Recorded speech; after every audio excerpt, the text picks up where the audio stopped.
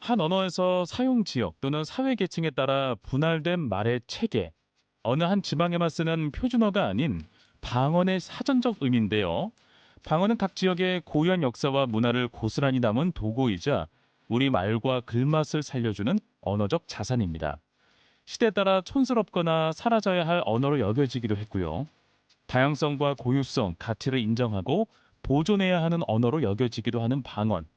입문 클래스 시즌 3 방언의 종말 2. 오늘은 우리말의 보물창고, 방언에 대한 인식의 변천사를 알아보겠습니다.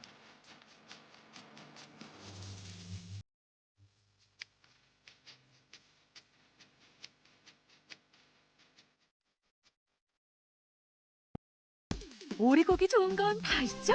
통오리 숯불구이가 그냥 아주 육즙이 차르르 하고 고소한 맛에 오늘 또 안 갈 수가 없네. 넓은 주차장까지. 여긴 도대체 못하는 게 뭐냐 진짜.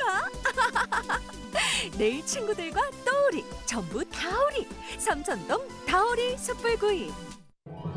삶의 여유와 품격을 갖춘 프리미엄 라이프 스타일 공간. 오직 더메이 호텔에서만 누릴 수 있는 대형 풀빌라와 스위트룸. 당신만을 위한 눈부신 이곳에서 꿈같은 시간을 보내십시오. 여기는 더메이 호텔입니다. 새만금의 아름다운 경치, 고군산을 품고 300년이 흐른 백일홍. 한 번쯤 생각했던 그림 같은 정원 카페. 사계절 장자도의 아름다운 노을. 향기로운 커피 향도 잠깐 머물게 만드는 곳. 여기는 장자도 바다정원입니다. 전주대학교 한국고조당연구소 온다라 인문학센터와 함께 우리 주변의 살아있는 이야기를 쉽고 다양하게 즐기는 인문 클래스 시즌 3. 전주대학교 국어교육과 하영우 교수님과 함께하겠습니다. 안녕하세요, 교수님. 반갑습니다. 안녕하세요. 전주대학교 국어교육과 하영우 교수입니다. 네, 자, 오늘은 두 번째 시간이죠. 어떤 이야기 나눠볼까요? 오늘은 방언의 인식 변화를 알아보려고 하는데 네. 이야기 앞서서 아나운서님께 질문 하나 하겠습니다. 오, 예. 새로 시작한 사극 드라마가 있는데 예. 드라마의 주인공 역할을 맡은 배우는 연기력이 아주 뛰어나고 예. 외모도 준수합니다. 지금까지의 경험을 바탕으로 예. 추정해 볼 때 이 네네. 배우는 극 중에 어느 지역의 말을 쓸 것 같으세요? 드라마가 요즘에 워낙 장르가 다양해서 단정 지을 수는 없겠지만 왠지 확률적으로 보면 굉장히 세련된 그 표준어를 구사할 것만 같습니다. 네, 저도 같은 생각입니다. 예. 주인공 역할을 맡은 사람이 방언을 쓰는 경우가 최근에는 종종 있었지만 예. 그래도 우리는 경험상 주인공이 표준어를 중심으로 말을 할 것이다 라고 기대를 합니다. 맞아요. 그렇다면 그 주인공 옆에서 감초 역할을 하는 노비 신분의 조연 배우가 있습니다. 네. 이 배우는 사극 내에서 표준어를 쓸까요? 아니면 전라도 방언 같은 지역 방언을 쓰고 있을까요? 왠지 지역 방언 쓸 것 같은데. 아이고, 도련님 뭐뭐 하는디요 이러면서. 네. 딱 제가 원하는 대로 답을 주셔서 감사합니다. 네네. 그렇지 않을 가능성도 없진 않지만 네. 우리는 경험상 이 조연이 전라도 방언처럼 비수도권 방언을 쓸 확률이 매우 높다고 생각합니다. 왜냐하면 실제 드라마에서 이런 경우가 자주 발생했기 때문입니다. 예. 유독 조연의 방언 배경이 비수도권인 경우가 많은 것은 네네. 드라마나 영화의 극적인 장치를 위한 것이기도 하겠지만 비수도권 방언에 대한 이제 미디어의 시선이나 일종의 방언적 차별성을 갖기 때문에 네. 나타난 현상이라는 것은 좀 부정하기 어렵다라고 생각을 합니다. 네네. 맞습니다. 그런데 이 비수도권 지역 방언에 대한 이제 폄하적인 태도가 미디어에 한정되는 건 아니거든요. 이 비수도권 지역 방언에 대한 이제 폄하적인 태도, 그다음에 수도권을 중심으로 한 서울 말이 이제 우월하다라는 그 생각을 가진 사람들의 인식의 그 시간적인 변화가 꽤 길거든요. 네네. 그 조선시대에도 한양에서 쓰는 말이 다른 지역 방언에 비해서 우월하거나 선망하는 그런 태도들이 민중에게도 있었나요? 네, 수도권 지역의 말이 우월성을 갖는다는 기록도 존재합니다. 아, 그래요? 다만 이제 예나 지금이나. 네. 근데 조상님들께서는 비수도권 방언에 대한 인식이 지금이랑 완전히 똑같다고 보기는 힘든데 네네. 여기에 대해서 조금 더 자세히 알아보기 위해서 예. 서울대 정승철 교수님의 방언의 발견이란 책을 중심으로 해가지고 조선 건국 이후부터 현재에 이르기까지 방언과 관련된 기록 그리고 인식의 변화를 함께 살펴보도록 하겠습니다. 알겠습니다. 오늘은 방언에 대한 인식에 대한 역사 여행을 한번 시작을 해보도록 하겠습니다. 역사 여행의 시작은 조선 건국 직후부터 시작하도록 하겠습니다. 네. 조선 건국 직후에 작성된 이제 방언에 대한 기록은 전 국민이 다 알고 있는 훈민정음 해례본에 나옵니다. 훈민정음 해례본에 보면 이가 앞에 나와서 아래 하나 의와 결합된 소리는 국어에서 쓰이지 않으나 아이들 말이나 변두리 시골 말에는 간혹 있다는 기록이 있습니다. 그래서 국어라는 거는 조선의 서울이었던 한양 지역의 말을 뜻하는 것이고요. 네. 변두리 시골 말은 한양과는 다른 지역의 말을 지칭하는 것으로 보입니다. 그렇군요. 근데 이 문장에서 시골 말이라고 이제 썼던 비수도권 지역 방언에 대한 차별적인 시선이 특별히 드러나 있지는 않습니다. 네. 오히려 이제 나라의 글자에 대해서 설명을 하고 있는 데 있어서는 예. 지역 방언의 표기까지 고려하고 있다는 점에서 세종대왕의 방언에 대한 인식의 폭이 굉장히 크다는 것을 알 수 있습니다. 알겠습니다. 그 지역 방언을 표기하는 것까지 고려했다니까 역시 세종대왕님께서는 정말 남다른 분이셨구나라는 생각이 더 크게 느껴집니다. 자, 그럼 이제 시간을 좀 더 지나가 볼까요? 네, 조선 초기를 지나서 17세기 방언에 대한 기록을 좀 살펴보겠습니다. 예. 먼저 그 제주 방언에 대한 기록인 탐라지가 있는데 네, 예. 여기서 탐라라고 하는 것은 제주도의 옛 지명입니다. 맞아요. 이 탐라지는 제주도에 파견되었던 제주 목사, 그러니까 지금으로 치면 도지사였던 이원진이 제주도의 지리, 역사, 문화에 대해서 이제 체계적으로 정리한 저서입니다. 예. 여기에 이제 제주 방언에 대한 기록이 나오는데 네. 마을 사람들의 말은 어렵고 껄끄러우며 억양은 앞이 높고 뒤가 낮다라고 해서 제주 방언에 대한 인상을 서술한 부분이 나옵니다. 예. 근데 이 기록을 보면 예나 지금이나 제주 방언은 쉽지 않았던 것 같습니다. 예. 네. 또 뭐 서울은 서나, 숲은 고지, 산은 오름이라 하고 네. 하는 부분도 있는데 여기서 이제 17세기 제주 방언의 어휘가 나타나 있기도 합니다. 오름은 요즘도 쓰잖아요, 그렇죠? 네. 네. 제주 외 다른 지역의 방언에 대한 혹시 기록도 있을까요? 네, 18세기 때 유이양이 남해에서 유배 생활을 했는데 이때 남긴 이제 남해 견문록이라는 책에 예. 남해에 관한 방언 기록이 있습니다. 남해. 네. 예. 계집애는 가사나에, 너희는 이제 느그, 먹어라는 무그라로 쓴다라고 이제 기록이 되어 있습니다. 어허.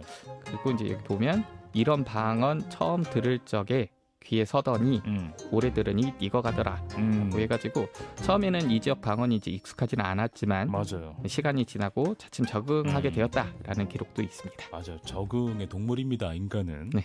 유배를 가거나 공직 때문에 다른 지방으로 가게 됐을 때 당시 양반 계층이 그 지역의 말을 배워서 썼던 걸까요, 그럼? 모든 공직자나 유배자가 예. 그 지역의 말을 배웠는지는 알 수 없지만 이덕무의 한죽당 서피를 보면 예. 근무지 방언을 직접 배운 기록도 있습니다. 그랬구나. 네. 한죽당 서필은 이제 조선 후기 학자인 이덕무가 예. 지금의 이제 경상남도 함양군 사근역의 찰방으로 재직할 때 쓴 책인데요. 예. 책 내용에 다음과 같은 글이 쓰여 있습니다. 이 글은 그럼 제가 한번 소개를 하겠습니다. 지방의 관리가 되어 사투리를 알면 그 지방의 사정을 쉽게 알 수 있다. 내가 처음 사근역에 부임했을 때 아전이나 종의 말을 듣고 무슨 말인지 도무지 알 수 없었다. 그들 또한 내 말을 잘 알아듣지 못해서 착오를 일으키는 일이 많았다.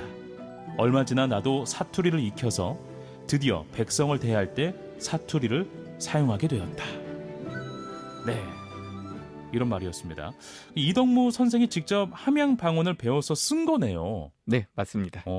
한죽당 서필의 내용상 이덕무가 원래부터 함양, 그러니까 지금의 경남 방언에 대해서 알고 있었던 것은 아니었다는 걸 알 수 있습니다. 예. 이덕무는 한양 출신이거든요. 맞아요. 그래서 처음에는 아전이나 종과 소통이 잘 되지 않았다라는 걸 알 수 있습니다. 예. 이 대목에서 이제 서울말과 경남 방언이 많이 달랐다는 걸 확인할 수 있고요. 네네. 그리고 이제 직장 상사인 이덕무를 대하기 위해서 아전이나 종들이 서울말을 배울 수 있었을 것도 있지만 예. 당시 이제 함양 지역민을 대해야 했기 때문에 이덕무가 서울 출신이었던 이덕무가 경남 방언을 직접 배워서 쓴 것으로 기록이 되어 있습니다. 아, 그렇군요. 이런 내용들을 좀 보면 당시 네. 이제 지방에 파견됐던 관리들이 해당 지역의 방언을 배워서 쓰는 것을 이상하거나 뭐 특별하다라고 생각하지는 않았던 것으로 보입니다. 그러니까 이제 서울말과 다른 지역 방언에 대한 이제 편견, 뭐 비하, 부정적인 시선이 크지는 않았다라고 할 수 있겠습니다. 그럼 조선시대 때는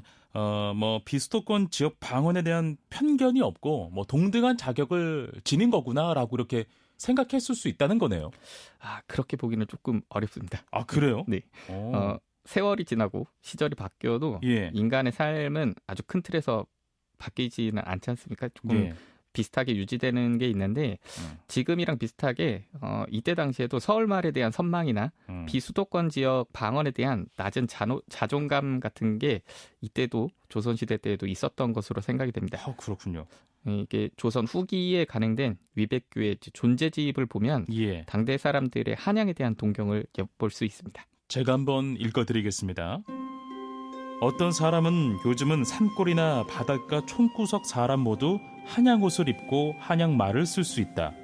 이로써 비루하고 속된 풍속을 바꿀 수 있으니 기뻐할 만한 일이다 라고 한다.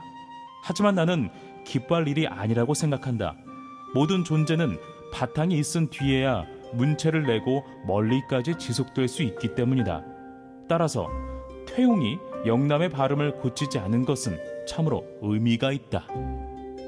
이렇게 지금과 비슷하게 조선시대 때도 한양에 대한 동경이나 선망 같은 게 있었군요. 네, 그렇습니다. 허허. 그런데 위백교 선생은 이런 행태에 대해서 좀 좋지 않은 시선을 보내고 있다는 걸 알 수 있습니다. 예. 굳이 한양의 패션이나 한양의 말을 따라할 것이 아니라서 아니고 이제 자기의 바탕이 되는 것을 추구해야 된다라고 해서 그렇죠.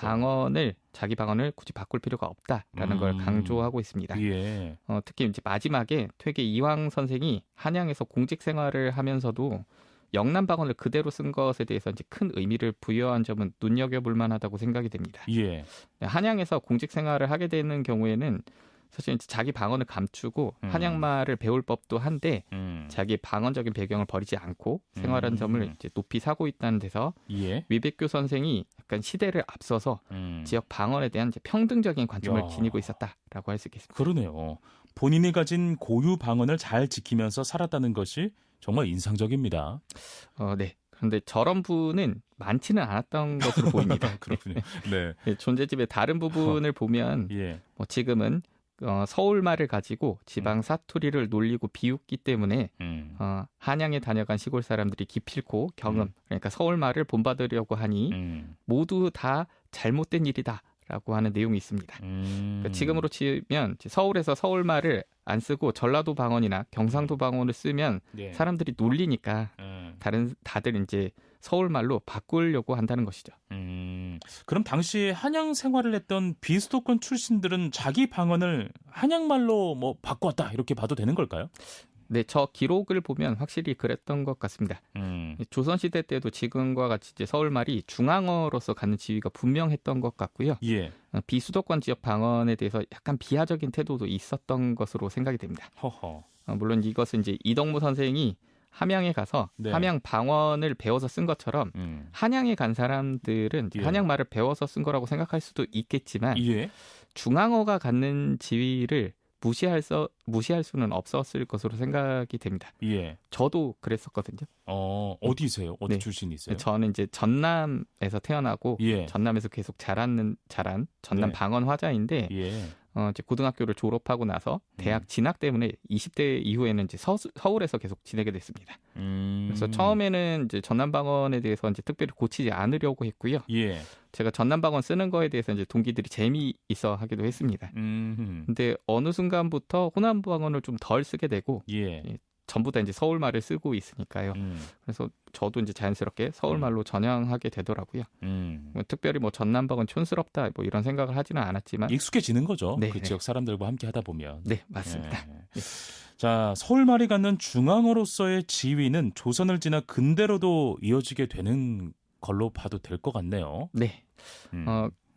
그렇지만 이제 근대에 들어서 서울말이 갖는 지위가 막 엄청나게 더 커지거나 네. 뭐 비수도권 방언에 대한 폄하적 태도가 뭐 훨씬 더 커지거나 그런 것 같지는 않습니다. 그렇군요. 예, 근대에는 이제 민족 계몽이 이제 일어나면서 국문 정리가 시작이 되는데 예. 뭐 이걸로 인해서 이제 방언에 대한 관심이 조금 많이 생겨나기 시작했던 것은 맞지만 예. 그렇다고 해서 이제 방언에 대한 태도가 급격하게 달라진 것은 아닙니다.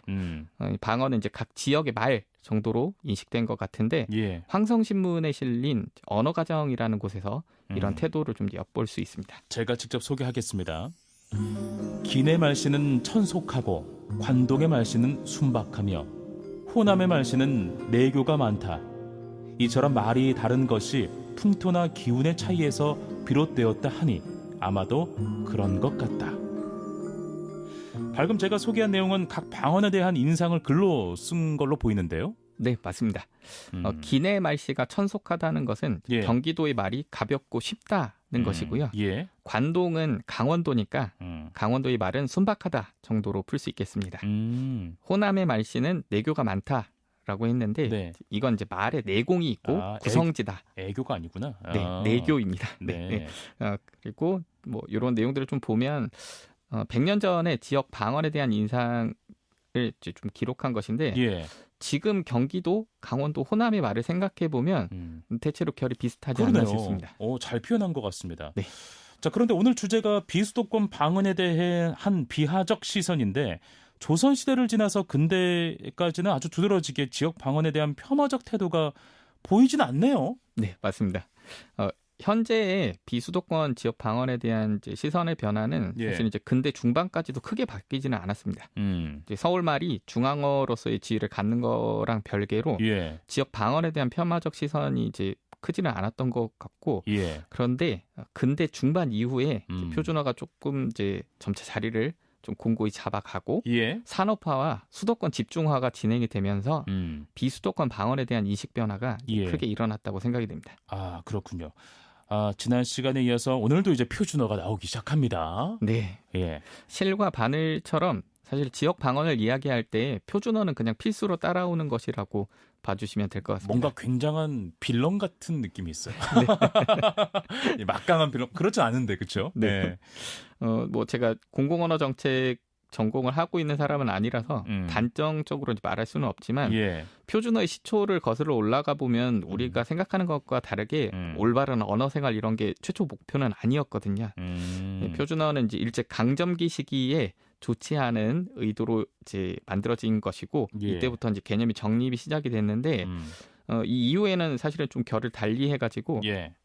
민족 계몽과 함께 학술적 차원에서 본격적으로 논의가 됐고 예. 1933년에 한글 맞춤법 통일안이 이제 발표가 되게 됩니다. 예.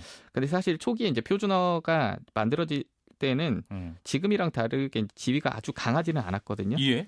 표준어로 이제 초기에 이제 사정한 단어가 한 6,000개 정도 되는데 사실은 이제 수가 너무 모자라서 대중에게 절대적인 지위를 얻지 못한 매우 불안정한 상태였고 그러네요. 그리고 사실 이제 표준어를 정할 때 기준이 중류 사회에서 쓰는 서울말로 정했는데 당시에 이제 서울로 들어오는 외부 인구 유입이 엄청나게 늘다 보니까 그러네. 서울말의 경계도 조금 모호하기도 했었습니다. 그러네요. 표준어가 지금과 같은 지위가 아닌 상태였다면 근대 이후에도 비수도권 방언에 대한 태도도 이전과 같았었을까요? 그렇다고 보기는 조금 힘듭니다. 예. 근대를 지나가면서 산업화 시대로 진입하는 사이에 예. 이제 표준어랑 지역 방언에 대한 사람들의 인식이 조금 다소 급속하게 바뀌기 시작합니다. 그래요? 네. 6.25 이후에 이제 대한민국은 근대화를 추진하게 되는데 네. 이때 사투리, 그러니까 방언을 전 근대적인 요소로 인식하기 시작했고요. 예. 표준어가 말의 중심이 된다고 생각을 하게 됩니다. 그 대표적인 사례가 1960년대 이제 고운말 쓰기 운동입니다. 예전에 교과서에서 배웠어요. 네. 예. 고운말 쓰기 운동은 이제 비속어나 외래어 같은 걸 좀 줄여서 쓰자라고 하는 것이기 때문에 좋은 예. 정책이기도 했는데 그 배제해야 될 대상에 비속어 외래어를 포함해서 사투리, 맞아. 그러니까 방언이 포함되어 있다는 게 옛날엔 문제였습니다. 그랬어. 네, 예. 맞습니다. 그래서 이 운동과 관련해서 웃지 못할 기사 하나를 일단은 소개해드리도록 제가 하겠습니다. 소개하겠습니다. 네. 고운말을 골라 써서 메마른 세태를 순화시켜 보자는 색다른 언어 순화 운동이 전북 금산군 벽촌 어느 조그마한 국민학교 어린이들에 의해 전개되고 있다. 욕설이나 사투리를 쓸 때마다 들은 사람이 지적, 성적표에 기입해서 지적된 사람은 매일 방과 후에 교장 선생님과 함께 교정의 풀뽑기 작업을 했다는 것이다. 이 기사는 언어 순화 운동이 예, 전북 금산에서 진행되고 있다는 내용인데 이때 이제 좀 웃지 못할 일이 하나 있었다고 합니다. 예, 이때 이제 사투리를 쓰게 되면 선생님께 신고를 했었는데 예, 교장 선생님 아들이 예. 담임 선생님께 자기 아버지가 그러니까 교장 선생님이 사투리 썼다고 고발했다는 내용도 있었습니다. 그러니까 가족끼리도 부자지간에도 방언 쓰는 거를 이제 용납을 못했던 거죠. 뭐이 교장 선생님을 버려야 할 담임 선생님이 꽤 곤란했겠는데요. 네, 교직 생활이 참 쉽지 않은 것 같습니다. 어쨌든 이제 방언에 대한 부정적인 인식이 사람들에게 이제 점차 스며드는 와중에 1970년대를 지나면서 산업 근대화가 본격적으로 시작이 되는데 예, 이때 또 비수도권에 속한 지역 방언과 관련된 악재가 하나 생겨나게 됩니다. 산업 근대화가 되면서 도로교통이 발달하게 되니까 예, 방언의 중요한 기준이 사실은 이제 지역 간 경계인데 이 경계가 조금 약해지게 되고요. 그럼 허물어지죠. 네. 그리고 산업화로 인해서 이제 수도권 집중화가 본격적으로 시작이 되다 보니까 네, 서울을 중심으로 한 수도권이 경제, 정치, 문화의 중심지가 되고 이전과는 이제 다르게 다른 지역과는 확고하게 다른 이 중심지로서의 이 역할을 하게 되는 것이죠. 맞아요. 교수님, 그 수도권 집중화 현상이 방언에 직접적인 영향을 준 것은 무엇 때문이었을까요? 수도권 집중화가 이루어지면서 사회적 문화가 서울 중심이 네, 되다 보니까 말도 서울이 중심이 되게 되고 예, 서울말을 기반으로 한 표준어도 전과는 다르게 공용어로서의 지위가 아주 확고해지는 거죠. 여기에 더해서 이제 국어 순화 운동이나 바른말 고운말 같은 언어 문화 활동들이 이제 여러 가지가 생겨나게 되면서 예. 외래어를 순화할 뿐만 아니라 방언 쓰지 말자, 표준어를 음. 쓰자라고 하는 걸 조금 더 부추기게 되는 거죠. 예, 그래서 이런 과정들을 통해서 표준어의 지위가 강해지니까 예, 방송 같은 이제 매체에서도 미디어에서도 뭐 서울말을 중심으로 해서 표준어 사용이 강화되거나 뭐 혹은 규정화되기도 하고요. 이것이 이제 전국에 송출이 되면서 전 국민에게 표준어가 빈번하게 노출이 되고 네, 표준어 사용이 공식화, 일상화되기 시작한 것이죠. 예, 알겠습니다. 그런데 그 매스미디어에서 사용되는 표준어가 그 방언에 아주 큰 영향을 미쳤을 것 같은데 이것은 또 어떻게 생각하십니까? 네, 많은 영향을 미쳤을 거라고 생각이 됩니다. 예, 제가 예전에 그 녹차로 유명한 보성 지역에 방언 조사를 하러 간 적이 있었는데요. 예, 거기서 이제 현지인 분하고 인터뷰를 하다가 좀 놀랐던 적이 있었습니다. 예, 그 당시에 이제 인터뷰를 했던 분이 50대 보성 토박이 화자였는데 예. 본인이 어렸을 때, 당신이 어렸을 때 마을 어르신들이 방언 사용이 너무 심해서 일본 못 알아듣기도 했다고 하시더라고요. 오, 그런데 동네에 TV가 들어오고 예, 그 TV 보급이 일반화되기 시작하면서부터 어른들, 할아버지들 말이 많이 바뀌었고 오. 본인도 그런 것에 영향을 받기도 한 것 같다라고 야. 얘기한 적이 있습니다. 그러니까 미디어는 사실 그때 당시에는 이제 일방적이니까 방언을 좀 잠식해 갈 수도 있겠다라는 생각이 있고 또 그런 에피소드를 들려주신 거네요. 네, 맞습니다. 정리를 해보면 근대 산업화 그리고 수도권 집중화, 예, 각종 언어 순화 사업 그리고 표준어의 공식성, 대표성 확대로 인해서 비수도권 지역 방언에 대한 인식이 조금 더 안 좋은 방향으로 나아가지 않았나 예, 이렇게 생각이 되고 그렇군요. 어느 순간부터 이제 표준어랑 지역 방언의 지위차가 좀 현격하게 벌어졌다라고 예. 얘기할 수 있겠습니다. 그런데 최근에는 비수도권 지역 방언에 대한 인식이 바뀌고 있다라는 생각이 드는 게 그 예를 들면 드라마 우리들의 블루스에서 방언을 직접적으로 쓰기도 하잖아요. 네, 저도 같은 생각입니다. 예, 그리고 실제로 자기 방언에 대한 인식이 예전에 비해서 좀 달라지는 부분도 있었습니다. 예, 국립국어원에서는 국민의 언어의식 조사를 주기별로 이제 진행을 하고 있는데 2005년에는 지역 방언을 사용하는 사람에 대한 이제 친근감을 느끼는 비율이 예. 58.9%였는데 예. 2020년 조사 때는 79.9%로 오. 상승한 것으로 나타났습니다. 크게 성장했네요. 네. 오.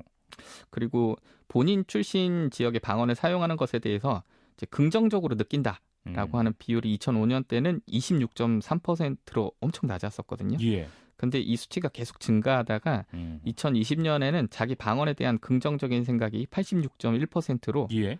2005년에 비해서 약 3배 넘게 증가한 수치를 보였습니다. 그렇군요. 그러니까 최근 20년 사이에 지역 방언에 대한 사람들의 인식이 많이 달라졌다라고 할 수 있고 그러네요. 자기 방언에 대한 자존감이 높아졌다라고 하는 건 이제 사회적 인식 수준이 높아졌다라고 하는 거랑 같다고 저는 생각하거든요. 예. 정리를 해보면 지역 방언에 대한 인식이 산업화 이후에 좀 부정적 시선이 컸다가 최근에는 긍정적 시선으로 변화하고 있다라고 할 수 있겠습니다.